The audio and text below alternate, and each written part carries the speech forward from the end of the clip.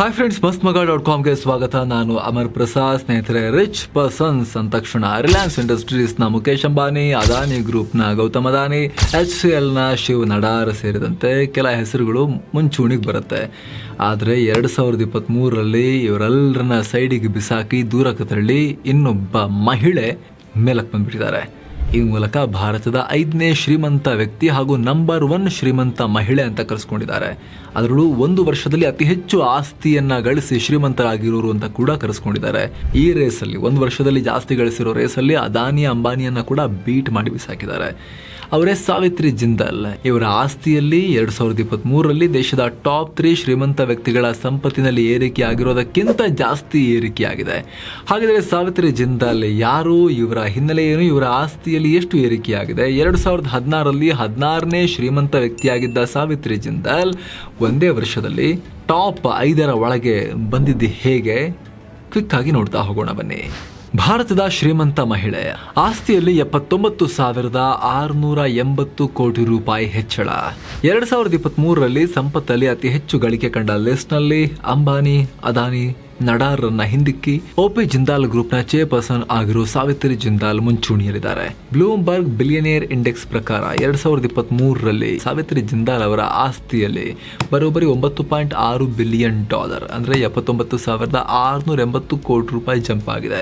ಈ ಮೂಲಕ ಅವರ ಒಟ್ಟು ಆಸ್ತಿ $25.3 ಬಿಲಿಯನ್ ಗೆ ರೀಚ್ ಆಗಿದೆ. ಇದರೊಂದಿಗೆ ಸಾವಿತ್ರಿ ಜಿಂದಾಲ್ ಭಾರತದ ಮೊದಲ ಶ್ರೀಮಂತ ಮಹಿಳೆ ಹಾಗೂ ಒಟ್ಟಾರೆ 5ನೇ ಶ್ರೀಮಂತ ವ್ಯಕ್ತಿಯಾಗಿದ್ದಾರೆ. 2ನೇ ಪ್ಲೇಸ್ ನಲ್ಲಿ HCL ಸಂಸ್ಥೆಯ ಸಂಸ್ಥಾಪಕ ಶಿವ್ ನಡಾರ್ ಇದ್ದಾರೆ.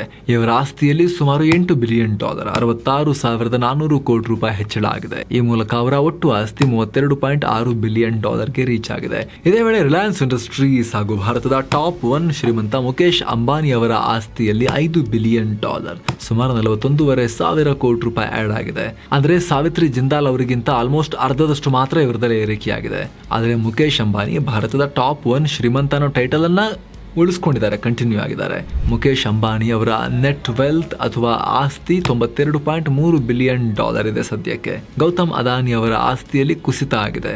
ಬ್ಲೂಮ್ಬರ್ಗ್ ಬಿಲಿಯನೇರ್ ಇಂಡೆಕ್ಸ್ ಪ್ರಕಾರ 2023ರಲ್ಲಿ $37.3 ಬಿಲಿಯನ್, ಅಂದ್ರೆ 3.1 ಲಕ್ಷ ಕೋಟಿ ರೂಪಾಯಿ ಇಳಿಕೆಯಾಗಿದೆ. ಹಾಗಿದ್ರೆ ಸಾವಿತ್ರಿ ಜಿಂದಾಲ್ ಯಾರು? ಅವರ ಬಿಸ್ನೆಸ್ ಜರ್ನಿ ಹೇಗಿತ್ತು, ಅವರ ಸಾಧನೆ ಹೇಗಿತ್ತು ಅಂತ ಕ್ವಿಕ್ ಆಗಿ ನೋಡ್ತಾ ಹೋಗೋಣ. 2016ರಲ್ಲಿ 16ನೇ ಶ್ರೀಮಂತ ವ್ಯಕ್ತಿ, 2023ಕ್ಕೆ 5ನೇ ಶ್ರೀಮಂತ ವ್ಯಕ್ತಿ. 1940ರ ಮಾರ್ಚ್ 20ನೇ ತಾರೀಕು ಜನಿಸಿದ ಸಾವಿತ್ರಿ ಜಿಂದಾಲ್, ಜಿಂದಾಲ್ ಕಂಪನಿಯ ಸಂಸ್ಥಾಪಕ ಓಂ ಪ್ರಕಾಶ್ ಜಿಂದಾಲ್ರ ಪತ್ನಿ. ಅಸ್ಸಾಮಿ ಮಾರ್ವಾಡಿ ಫ್ಯಾಮಿಲಿಯಲ್ಲಿ ಜನಿಸಿದ ಇವರು 1970ರಲ್ಲಿ ಓಂ ಪ್ರಕಾಶ್ ಜಿಂದಾಲ್ ಅವರನ್ನ ಮದುವೆಯಾದರು. 2005ರಲ್ಲಿ ಓಂ ಪ್ರಕಾಶ್ ಅವರು ಹೆಲಿಕಾಪ್ಟರ್ ಕ್ರ್ಯಾಶ್ನಲ್ಲಿ ಮರಣ ಹೊಂದಾಗ ಜಿಂದಾಲ್ ಗ್ರೂಪ್ನ ಚೇರ್ಪರ್ಸನ್ ಆದರು. ಇವರು 73 ವರ್ಷದ ಸಾವಿತ್ರಿ ಪ್ರಸ್ತುತ OP ಜಿಂದಾಲ್ ಗ್ರೂಪ್ನ ಗೌರವ ಚೇರ್ಪರ್ಸನ್ ಆಗಿದ್ದಾರೆ. ಜೊತೆಗೆ ಹರಿಯಾಣದ ಅಗ್ರೋಹಾದಲ್ಲಿರೋ ಮಹಾರಾಜ ಅಗ್ರಸೇನ್ ಮೆಡಿಕಲ್ ಕಾಲೇಜ್ ಪ್ರೆಸಿಡೆಂಟ್ ಆಗೂ ಕೂಡ ಕೆಲಸ ಮಾಡ್ತಿದ್ದಾರೆ. ಅಂದಹಾಗೆ ಈ OP Jindal group steel, power, energy, ಮೂಲಸೌಕರ್ಯ ವಲಯಗಳಲ್ಲಿ ಹೆಸರು ಮಾಡಿರೋ JSW steel, JSW energy, Jindal steel and power ಹಾಗೂ ಹೂಡಿಕೆ ಕಂಪನಿಯಾಗಿರೋ ಜಿಂದಾಲ್ ಹೋಲ್ಡಿಂಗ್ಸ್ನಲ್ಲಿ ಪ್ರಮುಖ ಪಾತ್ರ ನಿಭಾಯಿಸುತ್ತೆ. 2023ರಲ್ಲಿ ಸಾವಿತ್ರಿ ಅವರ ಸಂಪತ್ತಿನ ಗಳಿಕೆಗೆ ಕಾರಣ ಅಂದರೆ JSW ಇನ್ಫ್ರಾಸ್ಟ್ರಕ್ಚರ್ನ ಉತ್ತಮ ಪರ್ಫಾರ್ಮೆನ್ಸ್. OP ಜಿಂದಾಲ್ ಗ್ರೂಪ್ 84% ಷೇರು ಹೊಂದಿರೋ JSW ಇನ್ಫ್ರಾ, ಇದರ ಷೇರು ಸಿಕ್ಕಾಪಟ್ಟೆ ಚೆನ್ನಾಗಿ ಪರ್ಫಾರ್ಮ್ ಮಾಡಿದೆ. ಸೊ ಇದರಿಂದ ವೈಯಕ್ತಿಕವಾಗಿ ಸಾವಿತ್ರಿ ಅವರ ಸಂಪತ್ತಲ್ಲೂ ಕೂಡ ಗಣನೀಯ ಏರಿಕೆಯಾಗಿದೆ. ಅಂದಹಾಗೆ JSW ಇನ್ಫ್ರಾಸ್ಟ್ರಕ್ಚರ್ ಅಕ್ಟೋಬರ್ನಲ್ಲಿ ತನ್ನ IPO ರಿಲೀಸ್ ಮಾಡಿತ್ತು. ಬಳಿಕ ಲಿಸ್ಟಿಂಗ್ನಲ್ಲಿ 20% ಪ್ರೀಮಿಯಂ ಪಡೆದು, ಅಂದರೆ ಇಶ್ಯೂ ಪ್ರೈಸ್ಗಿಂತ 20% ಹೆಚ್ಚಿನ ಬೆಲೆಗೆ ಮಾರಾಟ ಆಗಿ ಲಾಭ ಗಳಿಸಿತು. ಈ ಮೂಲಕ ಸಾವಿತ್ರಿ ಜಿಂದಾಲ್ ಅವರ ಪರ್ಸನಲ್ ಅಸೆಟ್ನಲ್ಲೂ ಕೂಡ ದೊಡ್ಡ ಏರಿಕೆಯಾಗಿ 5ನೇ ಶ್ರೀಮಂತ ವ್ಯಕ್ತಿಯಾಗಿದ್ದಾರೆ. ಭಾರತದಲ್ಲಿ ಮಹಿಳೆ ಅಂತ ಬಂದಾಗ ನಂಬರ್ 1 ಶ್ರೀಮಂತ ಮಹಿಳೆಯಾಗಿದ್ದಾರೆ. ಕಳೆದ ಒಂದು ವರ್ಷದಲ್ಲಿ ಅತಿ ಹೆಚ್ಚು ಶ್ರೀಮಂತರಾದವರು ಯಾರು ಅಂತ ಬಂದಾಗ ನಂಬರ್ 1 ಸ್ಥಾನದಲ್ಲಿದ್ದಾರೆ ಭಾರತದಲ್ಲಿ. ಗೃಹಿಣಿಯಿಂದ ಬಿಸ್ನೆಸ್ ವುಮೆನ್ ಸಾವಿತ್ರಿ ಜಿಂದಾಲ್ 2016ರಲ್ಲಿ $4 ಬಿಲಿಯನ್ ಆಸ್ತಿಯೊಂದಿಗೆ ಭಾರತದ 16ನೇ ಶ್ರೀಮಂತ ವ್ಯಕ್ತಿಯಾಗಿದ್ರು. ಹಾಗಂತ ಇವರು ಹುಡ್ತಾನೆ ಗೋಲ್ಡನ್ ಸ್ಪೂನ್ ಬಾಯಲ್ಲಿ ಇಟ್ಕೊಂಡು ಹುಡ್ತಾ ಬರಲ್ಲ. ಇವರ ಜೀವನ ಸಾಮಾನ್ಯ ಮಹಿಳೆಯಂತೆಯೇ ಇತ್ತು. ಯಾವುದೇ ಬಿಸ್ನೆಸ್ ಬ್ಯಾಕ್ಗ್ರೌಂಡ್ ಇರಲಿಲ್ಲ. ಮದುವೆ ಆದ ಬಳಿಕ ಒಬ್ಬ ಗೃಹಿಣಿಯಾಗಿ ತಮ್ಮ 9 ಮಕ್ಕಳು, ಎಷ್ಟೋ ಮಹಾತಾಯಿಯವರು 9 ಮಕ್ಕಳು ಅವರ ಪಾಲನೆ ಮಾಡ್ತಾ ಇದ್ರು. ಜೊತೆಗೆ ತಮ್ಮ ಪತಿ 9 ಮಕ್ಕಳನ್ನು ಕರುಣಿಸಿದ OP ಜಿಂದಾಲ್ ಅವರಿಗೆ ಜಿಂದಾಲ್ ಸಾಮ್ರಾಜ್ಯ ಕಟ್ಟುವಲ್ಲಿ ಹೆಲ್ಪ್ ಕೂಡ ಮಾಡಿದ್ರು.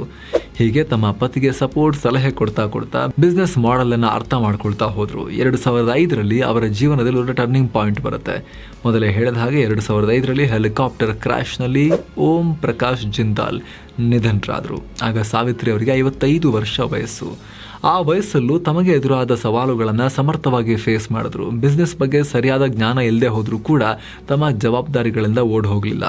ಬಿಸ್ನೆಸ್ ಸರಿಯಾಗಿ ನಡೆಸಿ ಎಲ್ಲರ ಹುಬ್ಬೇ ಇರುವಂತೆ ಮಾಡಿದ್ರು. ಸಾವಿತ್ರಿ ಅವರ ಲೀಡರ್ಶಿಪ್ನಲ್ಲಿ JSW ಒಳ್ಳೆ ಗ್ರೋತ್ ಹಾಗೂ ಡೈವರ್ಸಿಫಿಕೇಶನ್ ಅನ್ನ ಕಾಣ್ತು. ಅಂದ್ರೆ ಮೊದಲಿಗಿಂತಲೂ ಚೆನ್ನಾಗಿ ಪರ್ಫಾರ್ಮ್ ಮಾಡ್ತು. ಇವರ ಟೈಮ್ನಲ್ಲೇ ಜಿಂದಾಲ್ ಗ್ರೂಪ್ ಇನ್ಫ್ರಾಸ್ಟ್ರಕ್ಚರ್ ಮತ್ತು ಸಿಮೆಂಟ್ ಕ್ಷೇತ್ರಕ್ಕೂ ಲಗ್ಗೆ ಇಡ್ತು. ಇನ್ನು ಇವರ ಯಶಸ್ಸನ್ನ ಕೇವಲ ಕಂಪನಿಯ ಲಾಭದಿಂದ ಮಾತ್ರ ಅಳೆಯಕ್ಕಾಗಲ್ಲ. ಇವರ ಲೀಡರ್ಶಿಪ್ನಲ್ಲಿ ಸಾವಿರಾರು ಹೊಸ ಉದ್ಯೋಗಗಳು ಸೃಷ್ಟಿಯಾಗಿವೆ. ಸಮಾಜ ಕಲ್ಯಾಣ ಯೋಜನೆಗಳಿಗೆ ಕೋಟ್ಯಂತರ ರೂಪಾಯಿಯನ್ನ ದಾನ ಮಾಡಿದ್ದಾರೆ. ಶಿಕ್ಷಣ, ಆರೋಗ್ಯ, ರೂರಲ್ ಡೆವಲಪ್ಮೆಂಟ್ ಯೋಜನೆಗಳಲ್ಲಿ ಕೊಡುಗೆಯನ್ನು ಕೊಟ್ಟಿದ್ದಾರೆ. ಮಹಿಳಾ ನಾಯಕತ್ವದಲ್ಲಿ ತಮ್ಮದೇ ಹೆಸರನ್ನ ಮಾಡಿ ಕೋಟ್ಯಂತರ ಮಹಿಳೆಯರಿಗೆ ರೋಲ್ ಮಾಡೆಲ್ ಕೂಡ ಆಗಿದ್ದಾರೆ. ರಾಜಕೀಯಕ್ಕೂ ಎಂಟ್ರಿ, ಕ್ಯಾಬಿನೆಟ್ ಸಚಿವೆ ಸ್ಥಾನ. ಪತಿಯ ಮರಣದ ನಂತರ ಅವರ ಬಿಸ್ನೆಸ್ ಅನ್ನ ಹ್ಯಾಂಡಲ್ ಮಾಡೋದಲ್ಲದೆ ರಾಜಕೀಯಕ್ಕೂ ಪ್ರವೇಶ ಮಾಡಿದ್ರು. ದೀರ್ಘಕಾಲದಿಂದ ಓಂ ಪ್ರಕಾಶ್ ಅವರು ಸ್ಪರ್ಧೆ ಮಾಡ್ತಾ ಇದ್ದ ಹಿಸಾರ್ ಕ್ಷೇತ್ರದಿಂದಲೇ ಹರಿಯಾಣ ವಿಧಾನಸಭೆಗೆ ಸ್ಪರ್ಧೆ ಮಾಡಿದ್ರು. ಕಾಂಗ್ರೆಸ್ ಪಾರ್ಟಿಯಿಂದ ಸ್ಪರ್ಧೆ ಮಾಡಿದ್ದ ಸಾವಿತ್ರಿ ಅವರು ಗೆದ್ದು ವಿಧಾನಸಭೆಯ ಮೆಂಬರ್ ಕೂಡ ಆಗಿ ಆಯ್ಕೆಯಾದರು. ಬಳಿಕ 2009ರಲ್ಲೂ ಕೂಡ ಮತ್ತೊಂದು ಬಾರಿ ಅದೇ ಕ್ಷೇತ್ರದಿಂದ ಸ್ಪರ್ಧಿಸಿ ಈ ಬಾರಿಯೂ ಜಯವನ್ನ ಸಾಧಿಸಿದ್ರು. ಈ ಅವಧಿಯಲ್ಲಿ ಅಂದ್ರೆ 2013ರ ಅಕ್ಟೋಬರ್ 29ನೇ ತಾರೀಕು ಹರಿಯಾಣ ಸರ್ಕಾರದ ಕ್ಯಾಬಿನೆಟ್ ಮಿನಿಸ್ಟರ್ ಆಗಿ ಅಪಾಯಿಂಟ್ ಕೂಡ ಆದರು. ಈಗ ಕಾಂಗ್ರೆಸ್ನವ್ರು ಹೇಳ್ತಾರ ನೋಡಬೇಕು.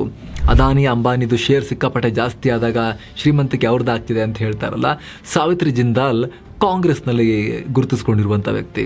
ಲಾಸ್ಟ್ ಇಯರಲ್ಲಿ ಅತಿ ಹೆಚ್ಚು ಶ್ರೀಮಂತಿಕೆ ಗಳಿಸಿರೋದು ಸಾವಿತ್ರಿ ಜಿಂದಾಲ್ ಅವರೇ. ಭಾರತದ ನಂಬರ್ 1 ಶ್ರೀಮಂತೆ. ಓವರಾಲ್ ಶ್ರೀಮಂತರ ಪಟ್ಟಿಯಲ್ಲಿ 16ರಿಂದ 5ನೇ ಪ್ಲೇಸ್ಗೆ ಬಂದಿದ್ದಾರೆ. ಕಾಂಗ್ರೆಸ್ನ ರಿಯಾಕ್ಷನ್ ಏನಿರುತ್ತೆ ಅಂತ ನೋಡ್ಬೇಕು ಇದಕ್ಕೆ ಸಂಬಂಧಪಟ್ಟಂತೆ. ಏನೋ ಸಾವಿತ್ರಿ ಜಿಂದಾಲ್ ಅವರ ಮನೆ ಹಾಗೂ ರಿಯಲ್ ಎಸ್ಟೇಟ್ ಪ್ರಾಪರ್ಟೀಸ್ ಬಗ್ಗೆ ಸ್ವಲ್ಪ ನೋಡೋದಾದ್ರೆ, ರಾಯಗಢ ಹಾಗೂ ಮಹಾರಾಷ್ಟ್ರದಲ್ಲಿ 49.42 ಲಕ್ಷ ರೂಪಾಯಿ ಮೌಲ್ಯದ ಕೃಷಿ ಭೂಮಿಯನ್ನು ಹೊಂದಿದ್ದಾರೆ. ಹಿಸಾರ್ನಲ್ಲಿ 74 ಲಕ್ಷ ರೂಪಾಯಿಯ ಮನೆ ಹಾಗೂ ಹಿಸಾರ್ನ OP ಜಿಂದಾಲ್ ಮಾರ್ಗ್ನಲ್ಲಿ 24.71 ಕೋಟಿ ರೂಪಾಯಿ ಮೌಲ್ಯದ ಗ್ರ್ಯಾಂಡ್ ಮನೆಯನ್ನು ಹೊಂದಿದ್ದಾರೆ. ಇದರ ಜೊತೆಗೆ ಜಿಂದಾಲ್ ಕುಟುಂಬ ದಿಲ್ಲಿಯ ಲಟನ್ಸ್ ಬಂಗ್ಲೋ ಝೋನ್ನಲ್ಲಿ ಬರೋಬ್ಬರಿ 150 ಕೋಟಿ ರೂಪಾಯಿ ಮೌಲ್ಯದ ಮನೆಯನ್ನು ಹೊಂದಿದೆ. ಕೊನೆಯದಾಗಿ ಜಿಂದಾಲ್ ಗ್ರೂಪ್ ಬಗ್ಗೆ ಕ್ವಿಕ್ ಆಗಿ ನೋಡೋದಾದ್ರೆ, 1952ರಲ್ಲಿ ಓಂ ಪ್ರಕಾಶ್ ಜಿಂದಾಲ್ ಅವರಿಂದ ಸ್ಥಾಪನೆಯಾಯಿತು. ಇದು ಸ್ಟೀಲ್, ಪವರ್, ಮೈನಿಂಗ್, ತೈಲ ಮತ್ತು ಅನಿಲ ಸೇರಿದಂತೆ ಎಲ್ಲ ಕ್ಷೇತ್ರಗಳಿಗೂ ಕೂಡ ವಿಸ್ತರಣೆಯಾಯಿತು. ಜಿಂದಾಲ್ ಸ್ಟೀಲ್ ಪ್ರಸ್ತುತ ಭಾರತದಲ್ಲಿ ಅತಿ ಹೆಚ್ಚು ಸ್ಟೀಲ್ ಉತ್ಪಾದಿಸುವ 3ನೇ ಅತಿ ದೊಡ್ಡ ಕಂಪನಿ. ಅಲ್ಲದೆ ಪ್ರಸ್ತುತ ಜಿಂದಾಲ್ ಕಂಪನಿಗಳನ್ನು ಸಾವಿತ್ರಿ ಹಾಗೂ ಓಂ ಪ್ರಕಾಶ್ ದಂಪತಿಗಳ ಮಕ್ಕಳಾದ ಪೃಥ್ವಿರಾಜ್, ಸಜ್ಜನ್, ರತನ್ ಹಾಗೂ ನವೀನ್ ಜಿಂದಾಲ್ ನೋಡ್ಕೊಳ್ತಾ ಇದ್ದಾರೆ.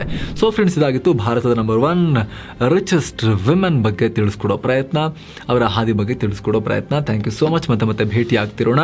ನಮಸ್ತೆ ಸ್ನೇಹಿತರೆ, ಶುರುವಾಗಿದೆ MM ಗೋಲ್ಡ್ ಮೆಂಬರ್ಶಿಪ್ ಪ್ರೋಗ್ರಾಮ್. ಏನಿರುತ್ತೆ ಇದರಲ್ಲಿ? ನಿಮ್ಮ ಬುದ್ಧಿಶಕ್ತಿ, ತಿಳುವಳಿಕೆ ಹೆಚ್ಚಿಸುವ ಕರೆಂಟ್ ಪವರ್ ಹೆಸರಿನ ವಿಶೇಷ current affairs program MM gold ಮೆಂಬರ್ಸ್ಗೆ ಮಾತ್ರ ಆಕ್ಸೆಸ್ ಇರುತ್ತೆ.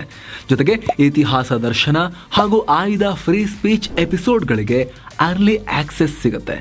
ಅಂದ್ರೆ ನೀವು ಬೇರೆಯವರಿಗಿಂತ ಒಂದಿನ ಮೊದಲೇ ಈ ವಿಡಿಯೋಸ್ ನೋಡ್ಬೋದು. ಮೆಂಬರ್ಸ್ ಓನ್ಲಿ ಪೋಲ್ಗಳಲ್ಲಿ ನಿಮ್ಮ ಒಪಿನಿಯನ್, ಅಭಿಪ್ರಾಯಗಳನ್ನ ಹೇಳ್ಬೋದು. ಜೊತೆಗೆ ನೀವು ನಮ್ಮ ಗೋಲ್ಡ್ ಮೆಂಬರ್ಸ್ ಆಗಿರೋ ಕಾರಣ ನಮ್ಮ ಪ್ರೋಗ್ರಾಮ್ಗಳಿಗೆ ಸಂಬಂಧಪಟ್ಟ ಹಾಗೆ ಕಾಲಕಾಲಕ್ಕೆ ನಿಮ್ಮ ಸಲಹೆ ಪಡಿತಾ ಇರ್ತೀವಿ. ಹಾಗೆ ಕಾಮೆಂಟ್ ಸೆಕ್ಷನ್ನಲ್ಲಿ ನಿಮ್ಮ ಕಾಮೆಂಟ್ಸ್ ಹೈಲೈಟ್ ಆಗುತ್ತೆ. ನಿಮ್ಮ ಹೆಸರಿನ ಮುಂದೆ ಮೆಂಬರ್ಶಿಪ್ ಬ್ಯಾಡ್ಜ್ ಬರುತ್ತೆ. ಎಲ್ಲಕ್ಕಿಂತ ಹೆಚ್ಚಾಗಿ ಸ್ವತಂತ್ರ ಪತ್ರಿಕೋದ್ಯಮಕ್ಕೆ ನಿಮ್ಮ ಬೆಂಬಲ ಕೊಟ್ಟ ಹಾಗಾಗತ್ತೆ. ನೀವು MM ಗೋಲ್ಡ್ ಮೆಂಬರ್ ಆಗಬೇಕು ಅಂದ್ರೆ, ಈ ವಿಶೇಷ ಸಂಬಂಧವನ್ನ ಹೊಂದಬೇಕು ಅಂದ್ರೆ ಏನ್ ಮಾಡಬೇಕು? ಮಸ್ತ್ ಮಗ ಯೂಟ್ಯೂಬ್ ಚಾನಲ್ನಲ್ಲಿ ಜಾಯಿನ್ ಬಟನ್ ಒತ್ತಬೇಕು. ತಿಂಗಳಿಗೆ ಬರೀ 159 ರೂಪಾಯಿಗೆ ನೀವು ಮಸ್ತ್ ಮಗಾದ ವಿಶೇಷ ವೀಕ್ಷಕರಾಗ್ಬೋದು, ಗೋಲ್ಡ್ ಮೆಂಬರ್ ಆಗ್ಬೋದು.